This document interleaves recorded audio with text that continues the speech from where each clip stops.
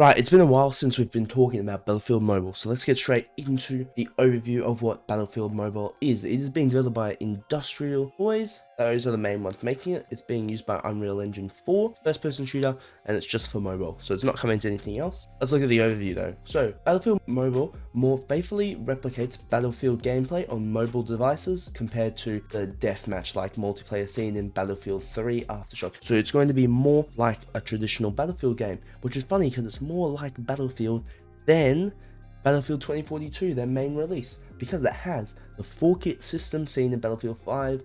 The kits are not restricted to a specific weapon type though. Only gadgets are locked to individual kits. You can use whatever weapon, equipment, and soldier specialization. They're all unlocked from the player's overall career progression as opposed to the kit. We've obviously got our Assault, Medic, Support, Recon. Those are the 4 classes. Maps. Grand Bazaar returns from Battlefield 3. Hasn't been changed, but has a slightly different design. The layout's not changed, but it's slightly different. Destruction interactions seen in the original map remain, including the ability to cause environmental kills with falling debris. As we know, Battlefield Mobile was first announced in April 22nd in a news post by DICE, and I personally feel like all this information has kind of just been so quiet.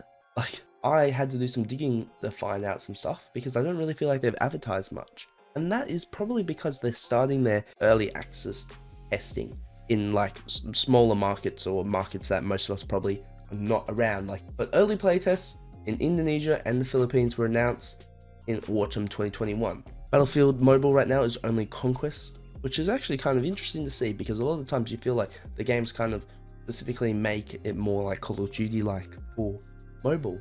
I guess as phones keep getting more and more powerful, it will be getting more easier to make proper games on them. I still feel really weird though with all the controls. It's only on Google Play Store at the moment, so it's only Android exclusive for the time being for playtests. But the first one was all the way back in September 25th, and I only just knew this now in Thailand. So crazy. The game is actually meant to come out this year.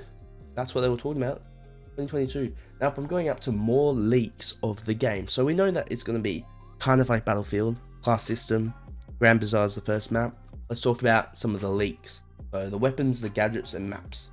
For assault rifles, we have the AUG A3, the F2000, the FAMAS, the M16A4, the QBC 95-1, H, the G36C, and the MTAR 21. So it's quite a good selection of weapons. So those are the 8 rifles. Then we have our SMGs, which is the GZ381, P90, PP2000, UMP45.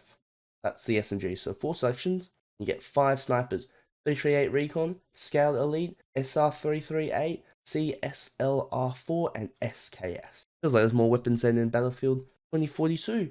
For the LMG, we're going to have the LSAT, the MG4, the PKP, the QBB 95-1, and the U100.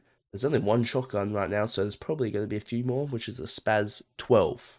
Handguns, you can expect 4 handguns: the CZ75, the M1911, the M9, and the P226. Launchers, you got the small and the FIM92A. The melee have the M9 bayonet. Grenades, MK2 grenade, and M84 flashbang, and probably the equivalent for the Russian side, or whatever the sides they choose to put in. Gadgets, they're all standard: ammo crate, AT mine, C4, claymore, health crate, ammo pack, a spotting drone, pair drone, and a health pack. Let's talk about the maps. So we have 3 maps that have been leaked, apart from Grand Bazaar, which was already announced. These are quite interesting, they're very different. We have Operation Metro, which we all know as the underground map. That's really fun to play. They've remastered in Battlefield 5, but this one seems to be Battlefield 3. Then we have Lofoten, which is the island map, which was made for the special 6v6 mode that ended up getting cancelled Battlefield 5, but you can play it in like the small conquest modes and stuff like that. And Antelope, which we have no pictures of because it is claimed to be an exclusive map only for mobile. Nothing's been leaked of the map. So you're going to get 4 maps with this free-to-play game.